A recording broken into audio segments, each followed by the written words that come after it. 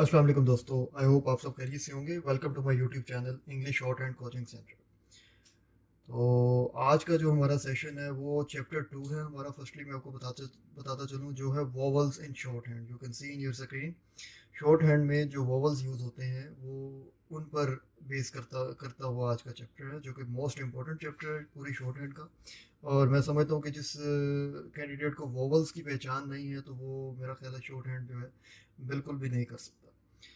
तो वोवल्स जो है मैं बताता चलूँ, शॉर्ट हैंड में वोवल्स उनको कहते हैं जो वॉइसेस जो साउंड्स यूज़ होती हैं वर्ड्स को स्ट्रोक्स को कनेक्ट करने में।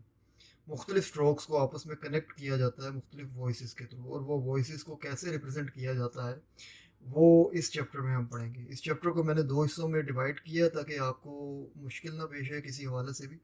पहला हिस्सा जो है वो आज हम पढ़ेंगे और स्टार्ट करते हैं। पहला हिस्सा लॉन्ग साउंड वोवल से स्टार्ट लेते हैं। सबसे पहले तो हमारे पास आ जाते हैं टोटल जो शॉर्ट हैंड के वोवल्स हैं वो है 12 वोवल्स हैं शॉर्ट हैंड के, जिसमें से 6 लॉन्ग साउंड वोवल्स होते हैं जो जिनकी आवाज़ें लंबी और भारी होती हैं, और दूसरे 6 जो हैं वो these are short sound vowels जिसकी आवाज़ थोड़ी लाइट और हल्की होती है। ठीक है, तो इन जो लॉन्ग साउंड वोवल्स हैं, चूंकि आज का हमारा ये टॉपिक है, तो इनको रिप्रेजेंट जो है किस साइन से किया जाता है। You can see in your screen students, ये देख रहे हैं लॉन्ग साउंड वोवल्स के science. This is heavy dot, गाढ़ा नुक्ता, this is heavy dash. Heavy जो डैश है ये दो साइंस हैं just for representing the science of long sound vowels. ठीक है, तो अब मैं इसको इजी वेज में अगर आपको समझाने की कोशिश करूं तो स्टार्टअप लेते हैं। You can see this is first place, this is second place, this is third place. First place में आप आते हैं। मैं आपको ये एक फिक्रा पढ़ देता हूँ जो कि अगर इंस्ट्रक्टर की अगर किसी स्टूडेंट के पास हो तो that student can see in their book. ये फिक्रा है पा may we all go to. ठीक है, इसमें आवाज़ें जो यूज़ हुई हैं उन आवाज़ों से बड़ा इजीली जो है ना वोवल्स को अंडरस्टैंड किया जा सकता है, लेकिन ऑब्वियसली इतना जल्दी और इतना इजीली विदाउट प्रैक्टिस तो कोई भी अंडरस्टैंड नहीं कर सकता। तो आपने बिल्कुल भी घबराना नहीं है इस चीज़ को देखकर। ठीक है, इसकी प्रैक्टिस करनी है, इसे अंडरस्टैंड करना, फिर आहिस्ता आहिस्ता आपको इंशाल्लाह ये चीज़ समझ आ जाएगी। ठीक है, तो फर्स्टली ये आप देख सकते हैं दिस इज पा। इसमें ए और एच मैंने ब्रैकेट में लिखा हुआ है आ, ये दिस इज द साउंड। ठीक है, अब मे, एम ए वाई, मे आप किस तरह पढ़ते हैं मे, इसमें ए की आवाज मे, ए ये आवाज यूज हो रही है। इसी तरह we, that's the third place. अब ये प्लेसमेंट मैं इसके बाद बताता हूँ आपको क्या चीज़ है। वी, ई ये वॉइस है। ठीक है, मैंने ई ब्रैकेट में लिखा हुआ है। You can see all, A W, all में ओ ये वॉइस है। ठीक है, गो, जी ओ वाला गो जो है ये ओ की वॉइस है O. Too, T double O too को हम ये डबल ओ वाली वॉइस है ओ। ठीक है, अब इनमें जो प्लेसेस हैं ये एग्जांपल्स मैंने नीचे दी हुई हैं, उनको मैं बाद में बताता हूँ। मेन जो चीज़ है placement of vowels, you can see this. इसमें प्लेसेस जो है हर वोवल की प्लेस बिफोर और आफ्टर अ स्ट्रोक कंसीडर की जाती है, लिखी जाती है। ठीक है, अब you can see this is B या पी से जो भी आप पढ़ लें, लाइट या हैवी, लास्ट चैप्टर होपफुली आप सबने देखा होगा तो आपको ये समझना इजी होगा।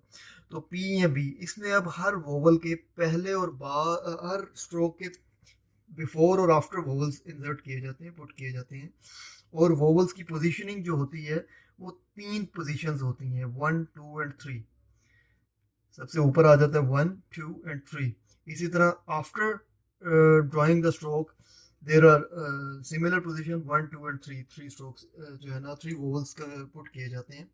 डिपेंड करता है आवाज़ पर। जैसा कि अगर अब ये आपने, मैंने आपको गाइड कर दी है क्या चीज़ है, किस तरह इसको अंडरस्टैंड करना है। अगर हम देखते हैं this is com, A H, ये मैंने वॉइस जो है वो भी ड्रॉ कर दी है ताकि आपकी अंडरस्टैंडिंग के लिए इजी हो जाए आपके लिए। A H com. अब जिस तरह पा था आ, वैसे ही इसमें ये वॉइस यूज हो रही है काम, काम। मैं इसे जरा डार्क ड्रॉ कर रहा हूँ ताकि आपको अंडरस्टैंड कर जाए। अब ये चूंकि जिस ये हमने पढ़ा था this is first place vowel. ठीक है, तो ये फर्स्ट प्लेस थी इसकी, ये सेकंड है, ये थर्ड है। तो इसे फर्स्ट प्लेस में लगाते हैं तो इसे हम लाइन से ऊपर लिखेंगे। ठीक है, अगर अब वो दूसरे वोवल्स में मैं आपको समझाता हूँ। फर्स्ट प्लेस जो है वो हमेशा लाइन से ऊपर आता है, और ये आप देख सकते हैं काम मैंने लिखा है तो ये डार्क डॉट मैंने लगाया है इसको रिप्रेजेंट करने के लिए। इसी तरह पाम है, ये भी चूंकि फर्स्ट प्लेस वोवल है और इसमें स्ट्रोक्स यूज हो रहे हैं पी और एम, तो पी और एम को अ वाले वोवल से अटैच करके हम ये वर्ड बना लेते हैं palm.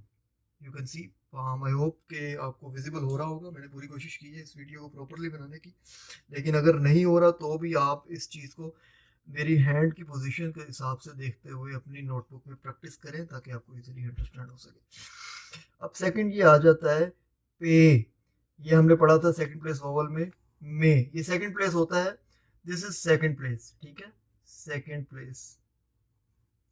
This is first place, मैं जैसा कि आपको ऑलरेडी बता चुका हूँ। फर्स्ट प्लेस हमने काम पाम, ठीक है, ये यूज कर लिया। बॉम ये भी फर्स्ट प्लेस है, और काफी वर्ड्स हैं, आप अपने हिसाब से बनाएं, वॉइसेस ये वाले यूज करके 4 से 5 एग्जांपल्स कम से कम बनाएं और उनकी मैक्सिमम लेवल पर प्रैक्टिस करें। 10-10 दफा एक लफ्ज को लिखें, आपको अच्छे से प्रैक्टिस हो जाएगी।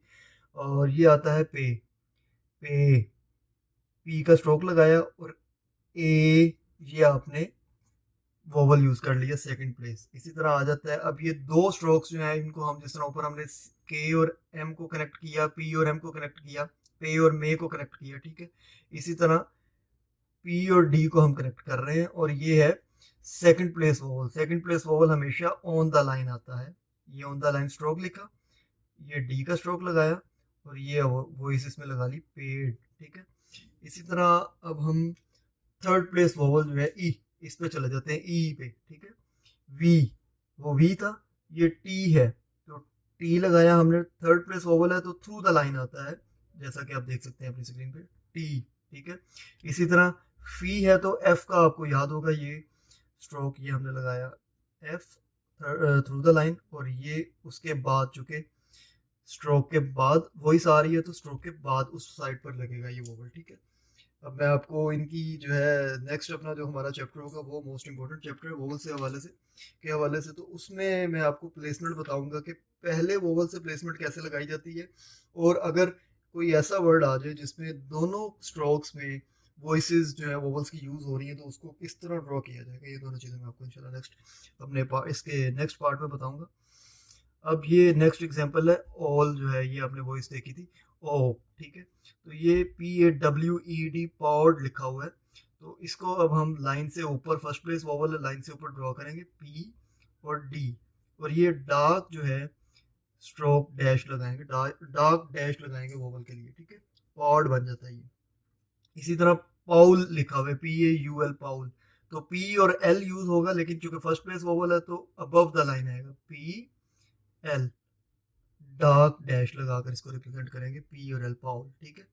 अब ये आ जाता है गो का डोर, इसे डूर तो आप नहीं पढ़ सकते, ना इसे क्या कहते हैं कोई और प्रोनाउंस कर सकते हैं, क्योंकि ये सेकंड प्लेस वोवल है और इसे डोर पढ़ते हैं, गो जिस तरह पढ़ते हैं सेम वॉइस इसमें यूज हो रही है, तो इसे हम सेकंड प्लेस यूज करेंगे, ऑन द लाइन यूज करेंगे, डी डार्क लिखा एंड डाउनवर्ड आर लिखा, चूंकि आर के दो स्ट्रोक्स मैंने आपको बताए थे, एक आर होता है ARE वाला आर या AR वाला आर, जो जिससे पहले वॉइस आ रही होती है उसे डाउनवर्ड लिखते हैं, और एक रे होता है downward to upward straight R लिखा जाता है, ठीक है। तो दिस इज डोर, ये आपने इसके चूंकि सेकंड प्लेस वोवल था तो इसके सेंटर में आपने डैश लगा दिया।